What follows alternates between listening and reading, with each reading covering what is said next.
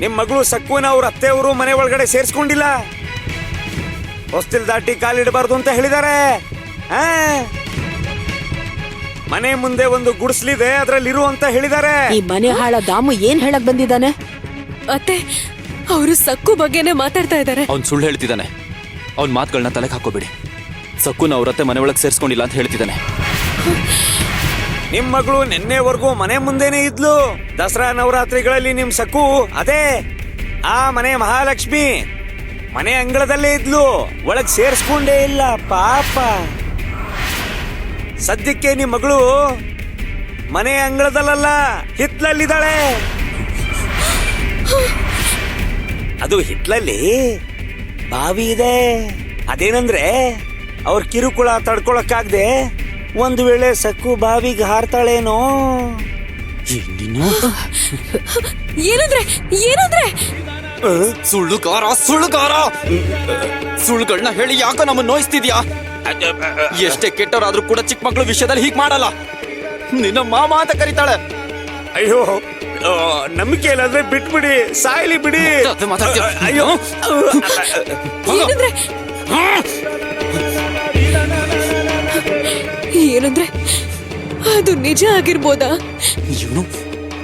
ಇವನ್ ಹೇಳಿದ ಮಾತುಗಳನ್ನ ನೀನ್ ಹೇಗ್ ನಂಬ್ತೀಯ ಉಮಾ? ಇಲ್ದೇ ಇರೋದೆಲ್ಲ ಹೇಳ್ತಾನೆ ಅಂತ ನಿಂಗೆ ಗೊತ್ತಿಲ್ವಾ? ದಾಮು ನಿಜ ಮಾತಾಡ್ತಾನೆ ಅನ್ನೋ ನಂಬಿಕೆ ನನಗಿಲ್ಲ. ಆದ್ರೆ ಸಕ್ಕು ಅವರತ್ತೆ ಈ ಕೆಲ್ಸ ಮಾಡಿದ್ರು ಮಾಡಿರ್ತಾರೆ. ಯಾವ ಮಟ್ಟಕ್ ಬೇಕಾದ್ರೂ ಹೋಗ್ತಾರೆ. ನಮ್ ಸಕ್ಕುನ ನಿಜವಾಗ್ಲೂ ಮನೆ ಅಂಗಳದಲ್ಲಿ ಇರೋದಕ್ಕೆ ಹೇಳಿರ್ತಾರ.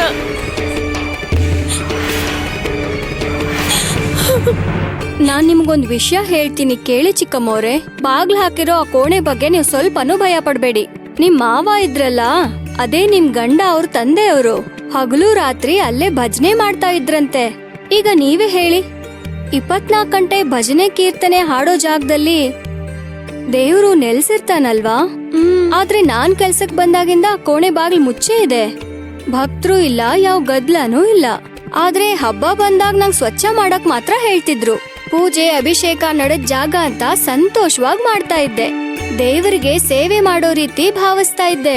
ಆದ್ರೆ ಏಕಾಏಕಿ ಒಂದು ದಿನ ಕೋಣೆಗ್ ಬೀಗ ಹಾಕಿ ಅಲ್ಲಿಗೆ ಹೋಗ್ಬಾರ್ದು ಅಂದ್ರು. ಹಾಗೆ ಯಾಕಂದ್ರು ಅಂದ್ರೆ ರಾತ್ರಿ ಸಮಯದಲ್ಲಿ ಶಬ್ದಗಳು ಬರ್ತಿದ್ವು. ಚಿಕ್ಕ ವಯಸ್ಸಿಂದ ನಾನು ಆ ಶಬ್ದಗಳನ್ನ ಕೇಳ್ತಾ ಇದ್ದೆ. ಅದಕ್ಕೆ ಬಾಬಾ ಅವರು ಅಲ್ಲಿ ರಕ್ಷಣಾ ಕವಚ ಇಟ್ರು. ಅವರು ನೆಲನ ಅಗದ್ರು, ರಕ್ಷಣಾ ರೇಖೆನ ಎಳೆದ್ರು. ಆವಾಗಿಂದ ಶಬ್ದಗಳು ಬರೋದ್ ನಿಂತೋಯ್ತು.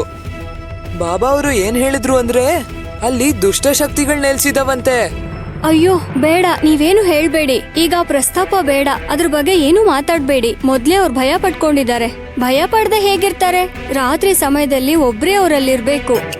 ನಾನೊಂದ್ ಮಾತ್ ಹೇಳ, ನಿಮಗೊಬ್ಬರಿಗೆ ಇಲ್ಲಿರಕ್ ಭಯ ಆದ್ರೆ ನನ್ ಜೊತೆ ಬಂದಿರಿ. ಅಂದ್ರೆ ಹಗಲೆಲ್ಲ ನೀವ್ ಇಲ್ಲೇ ಇರಿ, ರಾತ್ರಿ ಹೊತ್ತು ನಮ್ಮ ಮನೇಲಿ ಮಲ್ಕೊಳ್ಳಿ. ಅಂದ್ರೆ ಸಮಸ್ಯೆ ಬಗೆಹರ್ದಾಗಲ್ವಾ? ಅಯ್ಯೋ ಪರವಾಗಿಲ್ಲ, ಬೇಡ ಗಂಗಾ ಅಕ್ಕ. ಹೌದು ಬಿಡಿ, ಈ ಬಡವಳ್ ಮನೆಗ್ ನೀವ್ಯಾಕ್ ಬರ್ತೀರಾ? ಅಯ್ಯೋ ಹಾಗಲ್ಲ ಅಕ್ಕ, ನನ್ನ ಉದ್ದೇಶ ಅದಲ್ಲ. ನಾನು ಆ ರೀತಿ ಮಾಡಿದ್ರೆ ನಮ್ಮ ಅತ್ತೆ ಸಹಿಸಲ್ಲ, ಅದಕ್ಕೆ ಬೇಡ ಅಂದೆ. ಹೌದು, ಅದ್ಗೆ ನಿಮ್ ಮನೆಗ್ ಬಂದ್ರೆ ಅವರು ಸುಮ್ನಿರಲ್ಲ, ನಿಮ್ಮನ್ನು ಕೂಡ ಬೈತಾರೆ. ಅದು ನಿಜಾನೇ, ನಾನು ಅದನ್ನ ಮರ್ತೇ ಬಿಟ್ಟಿದ್ದೆ.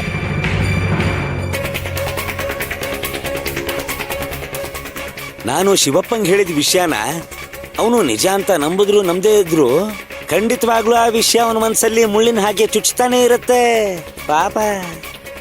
ಇವತ್ತು ನಾಳೆನೋ ಅವರು ಹೊರಟಿಲ್ಲಿಗೆ ಬರ್ತಾರೆ. ಅವ್ರು ಬರೋ ಸಮಯಕ್ಕೆ ದಿಗು ಇಲ್ಲಿ ಇರಬಾರ್ದು. ದಿಗು ಇಲ್ಲೇ ಇದ್ರೆ ಅವರನ್ನ ಒಂದ್ ಮಾತು ಅನ್ನೋಗ್ಬಿಡಲ್ಲ. ನನ್ನ ಶ್ರಮ ಎಲ್ಲ ವ್ಯರ್ಥ ಆಗೋಗುತ್ತೆ. ಏನಾದ್ರೂ ಮಾಡಿ ದಿಗುನ ಹೊರಗಡೆ ಕಳಿಸ್ಬೇಕು. ಏನ್ ದಾಮು ಮಾವ ಓಡೋಡ್ ಬಂದ್ರಿ? ಅಯ್ಯೋ ಅಯ್ಯೋ, ಅದು ಅದೇನಂದ್ರೆ ಯಜಮಾನ್ರೆ, ನಮ್ ಪಕ್ಕದೂರಲ್ಲಿರೋ ಯಶವಂತ ಬಡ್ಡಿನ ಕೊಡ್ತಾನೆ ಇಲ್ಲ. ಕೊಡೆಯ ಅಂತ ಅಂದ್ರೆ ನಾನು ದಿಗು ಅವ್ರಿಗೆ ಹೇಳ್ತೀನಿ ಅಂತಿದ್ದಾನೆ. ಅವ್ರಾದ್ರೆ ಗಡುವು ಜಾಸ್ತಿ ಮಾಡ್ತಾರೆ. ನೀವು ಹೋಗಿ ಅಂತ ಓಡಿಸ್ಬಿಟ್ಟ ನನ್ನ. ಯಶವಂತ ಹಾಗನ್ನ? ಹೌದು ಯಜಮಾನ್ರೆ. ಸರಿ, ನಾನ್ ಹೋಗ್ತೀನಿ, ಈಗ್ಲೇ ಹೋಗಿ ಮಾತಾಡ್ತೀನಿ. ಆದ್ರೆ ಯಜಮಾನ್ರೆ, ಅದು ದೊಡ್ಡಮ್ಮವ್ರು ಇದ್ರ ಬಗ್ಗೆ ವಿಷಯ ಕೇಳೋಕ್ಕೂ ಮುಂಚೆ ನೀವು ವಸೂಲಿ ಮಾಡ್ಕೊಂಡ್ ಬನ್ನಿ. ಏನಿಲ್ಲ, ಅಮ್ಮವ್ರ ಮುಂದೆ ಸುಳ್ಳು ಹೇಳ್ಬೇಕು ಅಂದ್ರೆ ನನ್ಗೆ ಭಯ ಆಗತ್ತೆ. ಅದಕ್ಕೆ ನಾನು ನಿಮ್ಮ ಹತ್ರ ಓಡ್ಕೊಂಡ್ ಬಂದಿದ್ದು. ಆ, ಮೊನ್ನೆ ಸಕ್ಕರಾಮ್ ವಿಷಯದಲ್ಲಿ ಜಗಳ ಆಯ್ತಲ್ವಾ, ಅನಾವಶ್ಯಕವಾಗಿ ಅಮ್ಮವ್ರ ಹತ್ರ ಮಾತು ಕೇಳ್ಬೇಕಾಗ್ ಬಂತು ನೀವು. ಅದು ಮತ್ತೆ ಆಗ್ಬಾರ್ದು ಅಂತ ಮುಂಚೆನೆ ನಿಮ್ಗೆ ಹೇಳ್ತಿದ್ದೀನಿ ಅಷ್ಟೇ. ಆಯ್ತು, ನಾನು ಹೋಗಿ ಭೇಟಿಯಾಗಿ ಬರ್ತೇನೆ. ಆ.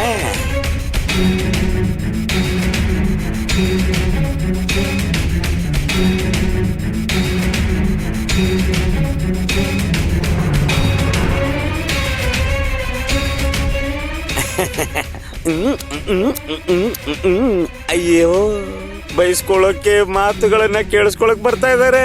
ಈ ಶುಭ ಸುದ್ದಿನ ಚಿಕ್ಕಮ್ಮವ್ರಿಗೆ ಮುಟ್ಟಿಸ್ಬೇಕು, ಆಮೇಲೆ ದೊಡ್ಡಮ್ಮವ್ರಿಗೆ ಹೇಳ್ತೀನಿ. ಆಗ ಈ ಮನೇಲಿ ಇನ್ನೂ ಸಂಭ್ರಮನೋ ಸಂಭ್ರಮ.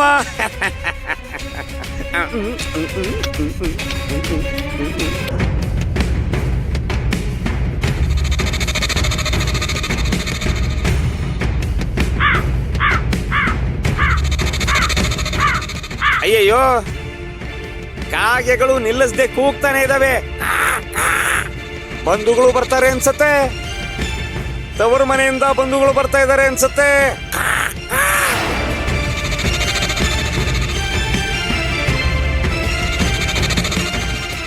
ಅಂದ್ರೆ ನಮ್ಮ ಅಮ್ಮ ಅಪ್ಪ ಬರ್ತಿದಾರಾ? ಹೌದು, ಬರ್ತಾರೆ, ಖಂಡಿತ ಬರ್ತಾರೆ. ಮಗಳಿಲ್ಲಿ ಕಷ್ಟ ಪಡ್ತಾ ಇದ್ದಾಳೆ ಅಂತ ಗೊತ್ತಾಯ್ತಲ್ವಾ, ಖಂಡಿತ ಬರ್ತಾರೆ ನಿಮ್ಮನ್ನ ನೋಡೋದಿಕ್ಕೆ.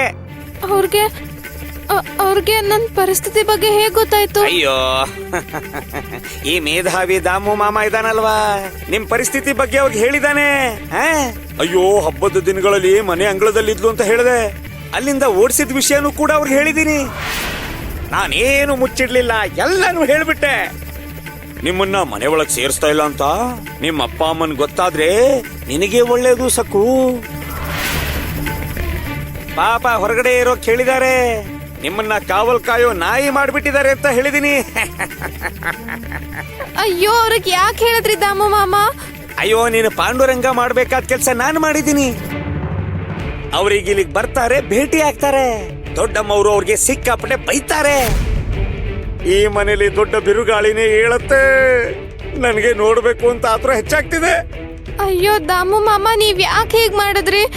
ಅವ್ರಿಗೆ ನನ್ನ ಈ ಪರಿಸ್ಥಿತಿಯಲ್ಲಿ ನೋಡಿ ತಡ್ಕೊಳಕ್ ಆಗಲ್ಲ. ಇನ್ನೊಂದು ನೀವು ಆಶ್ಚರ್ಯ ಪಡುವಂತ ವಿಷಯ ಹೇಳ, ನಿಮ್ಮನ್ನ ಕಾಪಾಡೋಕೆ ಇಲ್ಲಿ ಯಾರು ಇಲ್ಲ. ನಾನು ನಿಮ್ಮ ಪತಿರಾಯರನ್ನ, ಅದೇ ನಿಮ್ಮ ಗಂಡನನ್ನ ಆಚೆ ಕಳಿಸ್ಬಿಟ್ಟಿದೀನಿ. ವಸೂಲಿ ನೆಪ ಹೇಳಿ ಕಳಿಸ್ಬಿಟ್ಟೆ. ಕಣ್ಣಾರೆ ನೋಡು, ನಿಮ್ಮತ್ತೆ ನಿಮ್ಮಪ್ಪ ಅಮ್ಮನ್ನ ಹುರಿದು ಮುಗ್ತಾರೆ. ಪಾಪ, ನನಗೆ ಹಬ್ಬನೂ ಹಬ್ಬ.